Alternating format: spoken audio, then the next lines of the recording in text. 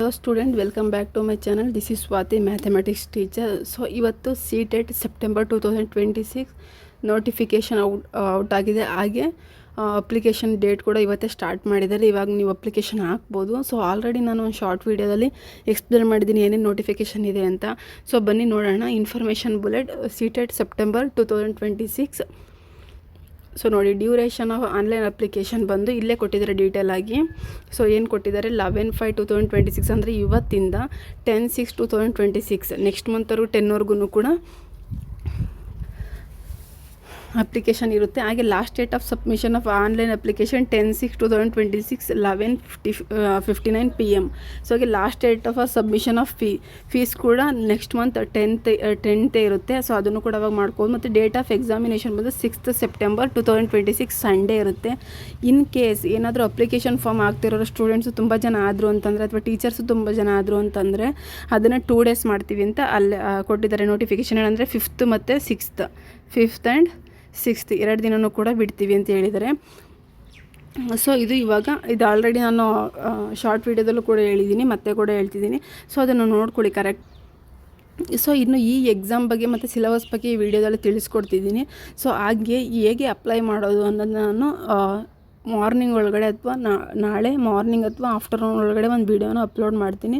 So ನೀವು ಹೋಗಿ ನೋಡ್ಬೋದು ನನ್ನ ಚಾನಲಲ್ಲಿ. So CTET central teacher eligible test ಬಂದು ಸೊ ಎಲ್ಲ ನೋಟಿಫಿಕೇಷನು ನೋಡಿದ್ದೀರಾ. ಸೊ ನಮ್ಗೆ ಗೊತ್ತಿರೋ ಹಾಗೆ ಪೇಪರ್ ಎರಡು ಪೇಪರ್ಸ್ ಇರುತ್ತೆ, ಪೇಪರ್ 1 ಆ್ಯಂಡ್ ಪೇಪರ್ 2. ಪೇಪರ್ 1 ಬಂದು ಈವ್ನಿಂಗ್ ಇರುತ್ತೆ, ಪೇಪರ್ 2 ಮಾರ್ನಿಂಗ್ ಇರುತ್ತೆ. 9:30 AM to 12:30 AM to ಅಂದರೆ 2 ಎಕ್ಸಾಮ್ಗಳು ಕೂಡ 2.5 hour ಎಕ್ಸಾಮ್ಸ್ ಇರುತ್ತೆ. ಸೊ ಒಂದೊಂದು ಪೇಪರ್ ಬಂದು 150 ಮಾರ್ಕ್ಸ್ಗೆ, ಈಚ್ ಪೇಪರ್ ಈಸ್ 150 ಮಾರ್ಕ್ಸ್ಗೆ ಇರುತ್ತೆ. ಸೊ ಟೋಟಲು 300 ಮಾರ್ಕ್ಸ್ಗೆ. But paper 1 separate, paper 2 separate ಇರುತ್ತೆ. ನಮ್ಗೆ ಗೊತ್ತಿರೋ ಹಾಗೆ ಪೇಪರ್ 1 ಬಂದು 1ನೇ ಕ್ಲಾಸಿಂದ 5th ಸ್ಟ್ಯಾಂಡರ್ಡ್ವರೆಗೂ ಇರುತ್ತೆ. ಸೊ ಪೇಪರ್ 2 ಬಂದು 5th ಸ್ಟ್ಯಾಂಡರ್ಡಿಂದ 8th ಸ್ಟ್ಯಾಂಡರ್ಡ್ವರೆಗೂ ಕೂಡ ಎಲಿಜಿಬಿಲಿಟಿ ಇರುತ್ತೆ ಅಂತ ಹೇಳ್ಬೋದು.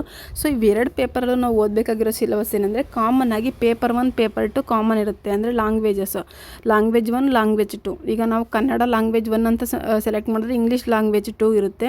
ಅಥವಾ ಇಂಗ್ಲೀಷ್ ಬದಲಿಗೆ ಅಥವಾ ಕನ್ನಡ ಬದಲಿಗೆ ನೀವು ಸಂಸ್ಕೃತ ಸೆಲೆಕ್ಟ್ ಮಾಡಿಕೊಂಡ್ರೆ ಅಥವಾ ಹಿಂದಿ ಸೆಲೆಕ್ಟ್ ಮಾಡಿಕೊಂಡ್ರೆ ಆ ಥರ ವೇರಿಯೇಷನ್ ಆಗುತ್ತೆ. ಸೊ ಪೇಪರ್ 1 ಮತ್ತು ಪೇಪರ್ 2 ಸಿಲೆಬಸ್ ನೋಡೋಣ ಬನ್ನಿ ಇವಾಗ. ನೋಡಿ, paper 1 paper 1 for class 1 first standard to 5th standard primary ಸ್ಟೇಜಲ್ಲಿ ನೋಡೋದಾದರೆ, ಸೊ ನೋಡಿ ಒಟ್ಟು 5 ಲ್ಯಾಂಗ್ವೇಜಸ್ ನೀವು 5 ಸಬ್ಜೆಕ್ಟ್ನ ಓದಬೇಕಾಗುತ್ತೆ. ಚೈಲ್ಡ್ ಡೆವಲಪ್ಮೆಂಟ್ ಆ್ಯಂಡ್ ಪೆಡಾಲಜಿ ತುಂಬ ಇಂಪಾರ್ಟೆಂಟ್, ಇದು ಕಂಪಲ್ಸರಿ ಇದೆಲ್ಲ. ಸೊ 30 ಮಾರ್ಕ್ಸ್ 30 ಕ್ವಶನ್ ಇರುತ್ತೆ. ಹಾಗೆ ಮ್ಯಾಥಮೆಟಿಕ್ಸ್ ಬಂದು first standard to 5th standard. So ಎಲ್ಲ ಬುಕ್ನು ನೀವು ಸ್ಟಡಿ ಮಾಡಬೇಕಾಗುತ್ತೆ. ಎನ್ವಿರಾನ್ಮೆಂಟಲ್ ಸ್ಟಡೀಸು ಮತ್ತು ಲ್ಯಾಂಗ್ವೇಜ್ 1 ಲ್ಯಾಂಗ್ವೇಜ್ 2. ಲ್ಯಾಂಗ್ವೇಜ್ ಯಾವುದನ್ನು ಸೆಲೆಕ್ಟ್ ಮಾಡ್ಕೋತೀರಿ ಅದ್ರ ಮೇಲೆ ಡಿಪೆಂಡ್ ಆಗಿರುತ್ತೆ. ಸೊ ಹಿಂದಿ, ಇಂಗ್ಲೀಷ್, ಕನ್ನಡ ಮತ್ತು ಸಂಸ್ಕೃತ್ ಈ ಥರ ಲ್ಯಾಂಗ್ವೇಜ್ಗಳಿರುತ್ತೆ. ನೀವು ಯಾವ ಸೆಲೆಕ್ಟ್ ಮಾಡ್ಕೋತೀರಾ ನೋಡಿ. ಟೋಟಲ್ ಮಾರ್ಕ್ಸ್ ಬಂದು 150. ಸೊ ಇನ್ನು ಹೇಗೆ ಕನ್ಸಿಡರ್ ಮಾಡ್ತಾರೆ ಅಂದರೆ, ಕ್ಯಾಟಗರಿ ವೈಸು ಏನು ಕಟ್ ಆಫ್ ನಿಲ್ಲಿಸ್ತಾರೆ ಅದ್ರ ಮೇಲೆ ಡಿಪೆಂಡ್ ಆಗಿರುತ್ತೆ.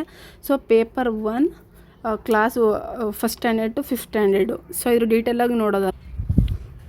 ನೋಡಿ, ಇಲ್ಲಿ paper 1 for class 1 to 5 primary ಸ್ಟೇಜಲ್ಲಿ ಏನೇನು ಓದಬೇಕಂದ್ರೆ, ಮಿನಿಮಮ್ 30 ಕ್ವಶನ್ಸ್ ಇರುತ್ತೆ.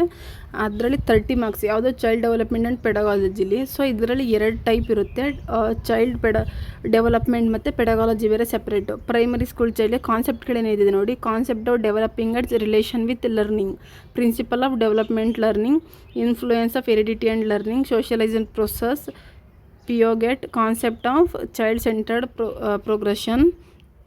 ನೋಡಿ ಟೋಟಲ್ ಎಷ್ಟು ಕಾನ್ಸೆಪ್ಟ್ ಇದೆ ನೋಡ್ಕೊಳ್ಳಿ. ಹಾಗೆ ಬಂದು ಸೊ ನೆಕ್ಸ್ಟು, ಸೊ ಇವೆರಡು ಇದೆಯಲ್ಲ, A ಮತ್ತು B ಸಬ್ ಟಾಪಿಕ್ ಮೇಲೆ 15 ಕ್ವಶನ್ಸ್ ಇರುತ್ತೆ.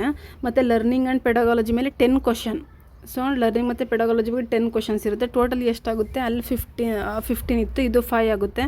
ಇದು 5 ಮತ್ತು ಅದು 15. ಸೊ ನೋಡಿ 15, 5, 10 ಅಂತಂದರೆ ಟೋಟಲಿ 30 ಕ್ವಶನ್ಸ್ ಆಗುತ್ತೆ.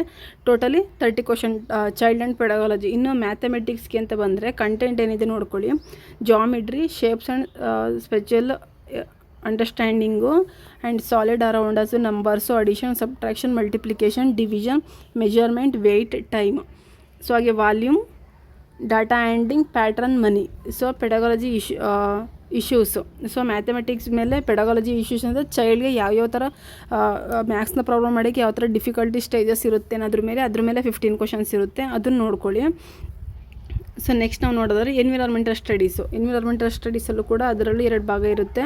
ಸೊ ಒಂದು ಫಸ್ಟ್ ಟೈಮ್ 15 ಅದರ ಪೆಡಗಾಲಜಿ ಇಶ್ಯೂಸ್. ಸೊ ಎಲ್ಲ ಸಬ್ಜೆಕ್ಟ್ಗಳ ಮೇಲೂ ಪೆಡಗಾಲಜಿಕಲ್ ಅನ್ನೋದು ತುಂಬ ಇಂಪಾರ್ಟೆಂಟು. ಅದನ್ನು ತುಂಬ ಚೆನ್ನಾಗಿ ಓದ್ಕೊಳ್ಳಿ. ಅದೇ ಮೇಯ್ನಾಗಿ ನಮಗೆ ಸ್ವಲ್ಪ ಡಿಫಿಕಲ್ಟ್ ಅಂತ ಅನಿಸುತ್ತೆ. ಸೈಕಾಲಜಿ ಆಗಿರ್ಬೋದು, ಪೆಡಗಾಲಜಿ ಆಗಿರ್ಬೋದು ಡಿಫಿಕಲ್ಟ್ ಅಂತ ಅನಿಸುತ್ತೆ. ಬಟ್ ಟೀಚರಾಗಿ ಯಾರು ವರ್ಕ್ ಮಾಡಿರ್ತಾರೆ, ಮಕ್ಕಳ ಜೊತೆ ಯಾರು ಸ್ನೇಹ ಸ್ವಭಾವದಿಂದ ವರ್ತಿಸಿರ್ತಾರೆ, ಮಕ್ಕಳ ಮನಸ್ಸನ್ನ ಅರ್ಥ ಮಾಡ್ಕೊಂಡಿರೋರಿಗೆ ತುಂಬ ಈಸಿ ಅನಿಸುತ್ತೆ ಈ ಲೆಸನ್ಸು. ಮತ್ತು ಲ್ಯಾಂಗ್ವೇಜ್ ಒನ್, ಇಲ್ಲಿ ನೋಡಿ ಲ್ಯಾಂಗ್ವೇಜ್ ಒನ್ನಲ್ಲಿ ಯೂಶಲಾಗಿ reading unseen passage, 2 passages, 1 prose, drama and 1 poem with questions ಎಲ್ಲ ಕೂಡ ಇರುತ್ತೆ. ಗ್ರಾಮರ್ ತುಂಬ ಇಂಪಾರ್ಟೆಂಟು. ವರ್ಬಲ್ ಎಬಿಲಿಟಿ ಮತ್ತು ಗ್ರಾಮರು ಅದನ್ನು ನೋಡ್ಕೋಬೇಕು. ಸೈಂಟಿಫಿಕ್ಕು, ನೆರೇಟಿವ್ ಇದೆಲ್ಲ ಇರುತ್ತೆ. ಮತ್ತು ಪೆಡಗಾಲಜಿ ಲ್ಯಾಂಗ್ವೇಜ್ ಮೇಲೂ ಕೂಡ ಸೇಮ್ ಇದರಲ್ಲೂ ಅದೇ ಥರ ಇರುತ್ತೆ. ಲ್ಯಾಂಗ್ವೇಜ್ 2 ಅಲ್ಲೂ ಸೇಮ್. ಸೊ ಲ್ಯಾಂಗ್ವೇಜ್ 2 ಅಲ್ಲೂ ಕೂಡ ಗ್ರಾಮರ್ ಓದ್ಕೋಬೇಕು, ವರ್ಬಲ್ ಎಬಿಲಿಟಿ, ಹಾಗೆ ಅದರಲ್ಲೂ ಕೂಡ ಪೆಡಗಾಲಜಿ ಮೇಲೆ ಕ್ವಶನ್ಸ್ ಇರುತ್ತೆ. ಇಷ್ಟು ಪೇಪರ್ 1 ಅಂತ ಹೇಳ್ಬೋದು. ಸೊ ಇಷ್ಟು ಏನಾಗಿರುತ್ತೆ ಪೇಪರ್ 1. ಇನ್ನು ಪೇಪರ್ 2ಗೆ ಬಂದು paper 2 for class 6th 8th standard elementary stage. So ಇದು ಕೂಡ 2.5 hour ಎಕ್ಸಾಮ್ ಇರುತ್ತೆ, 150 ಮಾರ್ಕ್ಸ್ಗೆ ಇದು ಕೂಡ. ಸೊ ನೋಡ್ಕೊಳ್ಳಿ, ಇಲ್ಲಿ child development and ಪೆಡಗಾಗಿ compulsory. So 30 marks. Maths and science ಇದರಲ್ಲಿ ಆಪ್ಷನ್ ಇದೆ ನೋಡಿ. ಮ್ಯಾಥ್ಸ್ ಆ್ಯಂಡ್ ಸೈನ್ಸ್ ಟೀಚರ್ಸ್ ಅಥವಾ ಸ್ಟೂಡೆಂಟ್ಸು ಮ್ಯಾಥ್ಸ್ ಆ್ಯಂಡ್ ಸೈನ್ಸ್ನ ಚೂಸ್ ಮಾಡ್ಕೋಬೋದು. ಸೋಷಿಯಲ್ ಸ್ಟಡೀಸ್ ಮತ್ತು ಸೋಷಿಯಲ್ ಸೈನ್ಸರು ಅದನ್ನು ಚೂಸ್ ಮಾಡ್ಕೋಬೋದು. ಇವೆರಡರಲ್ಲಿ ಯಾವ್ದಾದ್ರು ಒಂದು ಚೂಸ್ ಮಾಡ್ಕೋಬೋದು, ಕಂಪಲ್ಸರಿ ಅಲ್ಲ, ಎರಡರಲ್ಲಿ ಒಂದು. ಇನ್ನು ಲ್ಯಾಂಗ್ವೇಜ್ 1, ಲ್ಯಾಂಗ್ವೇಜ್ 2 2 ಪೇಪರ್ಗಳು ಕಂಪಲ್ಸರಿ ಇರುತ್ತೆ. ಬಟ್ ಕ್ವಶನ್ ಫ್ರೇಮಿಂಗ್ ಬಂದು ಡಿಫ್ರೆಂಟ್ ಇರುತ್ತೆ. 1 to 5th ಸ್ಟ್ಯಾಂಡರ್ಡ್ವರೆಗೂ ಯಾವುದು ಅಂದರೆ ಆ ಲೆವೆಲ್ವರೆಗೂ ಯಾವ ಸಿಲೆಬಸ್ ಇರುತ್ತೆ ಅದನ್ನು ಕೇಳ್ತಾರೆ. ನೆಕ್ಸ್ಟ್ 6th 8th ಬಂದು ಆ ಲೆವೆಲ್ಗೆ ಯಾವ ಸಿಲೆಬಸ್ ಇರುತ್ತೆ, ಯಾವ ಗ್ರಾಮರ್ಸ್ ಇರುತ್ತೆ ಅದ್ರ ಮೇಲೆ ಕ್ವಶನ್ಸ್ ಕೇಳ್ತಾರೆ. ಸೊ ನೆಕ್ಸ್ಟ್ ಡೀಟೇಲಾಗಿ ಈ ಸಿಲೆಬಸ್ನ ನೋಡೋದು ನೋಡಿ. Paper 2 for class 6th to 8th standard elementary stage ಬಂದು ಸೇಮ್. ಚೈಲ್ಡ್ ಡೆವಲಪ್ಮೆಂಟ್ ಬಂದರೆ ಎಲಿಮೆಂಟರಿ ಸ್ಕೂಲ್ ಚೈಲ್ಡ್. ಇಲ್ಲೂ ಕೂಡ ಚೈಲ್ಡ್ ಡೆವಲಪ್ಮೆಂಟ್ ಮತ್ತು ಪೆಡಗಾಗಿ ಮೇಲೆ ಡಿಫ್ರೆಂಟಾಗಿ ಕ್ವಶನ್ಸ್ನ ಫ್ರೇಮ್ ಮಾಡ್ತಾರೆ. ಇಲ್ಲೂ ಕೂಡ ನೋಡಿ ಚೈಲ್ಡ್ ಡೆವಲಪ್ಮೆಂಟ್ ಸಪ್ರೇಟು, ಪೆಡಗಾಗಿ ಮೇಲೆ ಸಪ್ರೇಟ್ ಕ್ವಶನ್ಸು. ಇಲ್ಲಿ ನೋಡಿ 15 ಕ್ವಶನ್ಸ್ ಅಂತ ಕೊಟ್ಟಿದ್ದಾರೆ. ಅದೇ ನೆಕ್ಸ್ಟ್ ಬಂದು ಕಾನ್ಸೆಪ್ಟ್ ಸೇಮ್ 5 ಮತ್ತು 10 15. ಸೊ ನೋಡ್ಕೊಳ್ಳಿ, ಮ್ಯಾಥಮೆಟಿಕ್ಸಲ್ಲಿ ಬಂದು knowing our numbers, playing with numbers, whole numbers, negative numbers, integer, fractions, algebra, ratio, professionals ಎಲ್ಲ ಕೊಡ್ತಾರೆ. ಇದರಲ್ಲೂ ಕೂಡ ಮ್ಯಾಥ್ಸ್ ಮೇಲೂ ಕೂಡ ಪೆಡಗಾಗಿ ಇಶ್ಯೂಸ್ ಮೇಲೆ 10 ಕ್ವಶನ್ಸ್ ಇರುತ್ತೆ. ಸೈನ್ಸಲ್ಲೂ ಅಷ್ಟೇ ಕೂಡ, ಸೈನ್ಸಲ್ಲೂ ಕೂಡ 20 ಕ್ವಶನ್ಸು. ಎಗೇನ್ ಪೆಡಗಾಗಿ ಇಶ್ಯೂ ಮೇಲೆ 10 ಕ್ವಶನ್ಸು.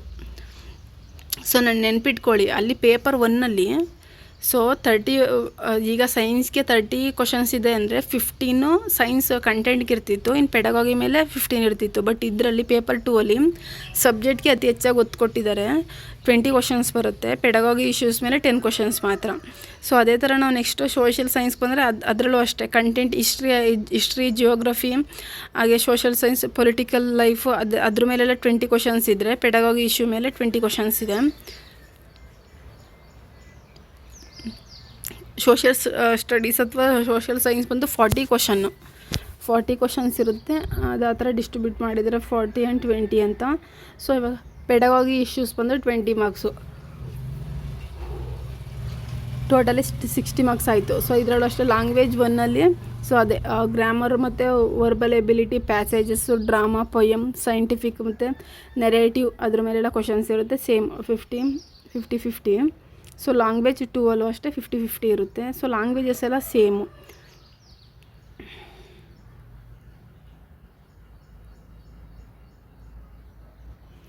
ನೀವಿಲ್ಲಿ ನೋಡ್ಬೋದು ಮ್ಯಾಥ್ಸ್ ಆ್ಯಂಡ್ ಸೈನ್ಸ್ ಅಂತ ಬಂದಾಗ total 60 marks. Maths and science ಅಂತ ಬಂದಾಗ ಟೋಟಲ್ 60 ಮಾರ್ಕ್ಸು.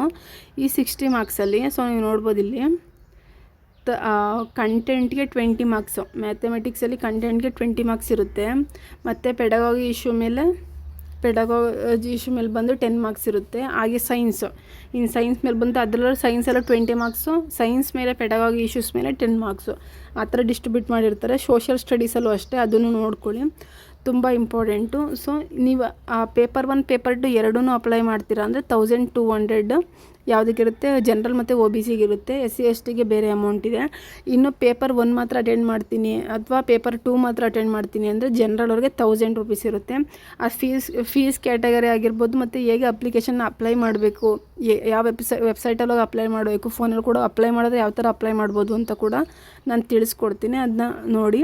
ಸೊ ಈ ವಿಡಿಯೋ ಸೊ ನಿಮಗೋಸ್ಕರನೇ CTET ಯಾರ್ಯಾರೆಲ್ಲ ವೆಯ್ಟ್ ಮಾಡ್ತಿದ್ದೀರಾ ಅವ್ರಿಗೆ. ಹಾಗೆ ನಾನು ಟುಮಾರೋ ಆನ್ವರ್ಡ್ಸ್ ವೀಡಿಯೋಸ್ ಕೂಡ ಸ್ಟಾರ್ಟ್ ಮಾಡ್ತೀನಿ CTET ಮೇಲೆ. ಸೊ ಎಲ್ಲ ಪೇಪರ್ಸು ಕೂಡ ಮ್ಯಾಥ್ಸ್ ಮತ್ತು ಸೈನ್ಸ್ ಪೇಪರ್ 1 ಪೇಪರ್ 2 ಇಷ್ಟನ್ನು ಮಾಡ್ತೀನಿ. ಎನ್ವಿರಾನ್ಮೆಂಟಲ್ ಸ್ಟಡೀಸ್ ಇನ್ನು ಬಂದು ಸೋಷಿಯಲ್ ಸೈನ್ಸ್ ಅದು ಮಾಡೋದಿಲ್ಲ. ಇನ್ನು ಮಿಕ್ಕಿದ್ದೆಲ್ಲ ಮಾಡ್ಕೋತೀನಿ. ಹಾಗೆ HSTR ಆಗಿರ್ಬೋದು, GPSTR ಆಗಿರ್ಬೋದು, KSET, NET, UGC, NET ಎಲ್ಲ ಕಾಂಪಿಟೇಟಿವ್ ಎಕ್ಸಾಮ್ ಮೇಲೂ ಕೂಡ ನಾನು ವೀಡಿಯೋಸ್ನ ಅಪ್ಲೋಡ್ ಮಾಡ್ತಿದ್ದೀನಿ. ನಿಮ್ಗೆ ಇಷ್ಟ ಆಗ್ತಿದೆ ಅಂದರೆ ನೋಡಿ, ಶೇರ್ ಮಾಡಿ, ಲೈಕ್ ಮಾಡಿ, ಹಾಗೆ ಸಬ್ಸ್ಕ್ರೈಬ್ ಕೂಡ ಮಾಡ್ಕೊಳ್ಳಿ. Thank you for watching.